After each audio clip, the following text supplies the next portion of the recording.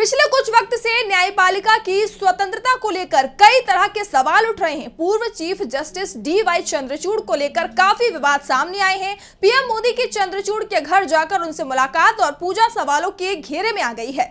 तो नए chief justice की नियुक्ति को लेकर भी कई तरह की चर्चाएं देखी गई हैं और अब संवैधानिक संस्थाओं की स्वतंत्रता को लेकर सुप्रीम कोर्ट के एक और जज का बड़ा बयान सामने आया है।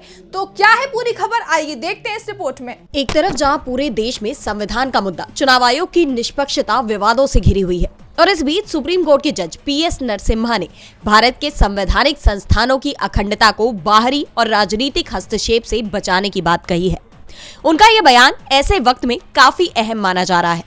दरअसल जस्टिस नरसिम्हा बेंगलुरु में national law school of India university NLSIU की तरफ से जस्टिस ES वेंकटरमैया की याद में आयोजित कार्यक्रम को संबोधित कर रहे थे और इस दौरान उन्होंने संवैधानिक संस्थानों की स्वतंत्रता का मुद्दा उठाया। उन्होंने कहा कि इन संस्थाओं की अखंडता को बरकरार रखने के लिए केवल उन व्यक्तियों की नियुक्ति, निर्णय लेने और हटाने की प्रक्रिया में सुरक्षा उपाय लागू करने होंगे जो इन संस्थाओं की अगुवाई करते हैं। यानी एक तरह से उन्होंने इस बात पर जोर दिया है कि जिनके पास इन संस्थानों के कमान है, सबसे पहले लगाम वहां लगाने की जरूरत है ताकि इन संवैधानिक संस्थानों की निष्पक्षता और पारदर्शिता बरकरार रहे।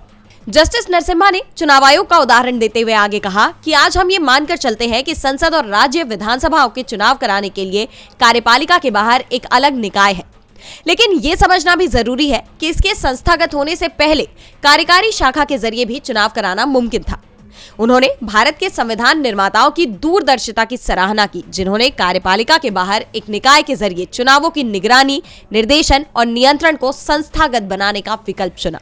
उनके इस बयान ने सियासी गलियारों में हलचल पैदा कर दी है, क्योंकि विपक्ष तो पहले से ही आरोप लगा रहा है और अब सुप्रीम कोर्ट के जज ने भी इन मुद्दों पर जोर दिया है और ऐसे में सवाल मोदी सरकार पर उठ रहे हैं। DB लाइव की रिपोर्ट।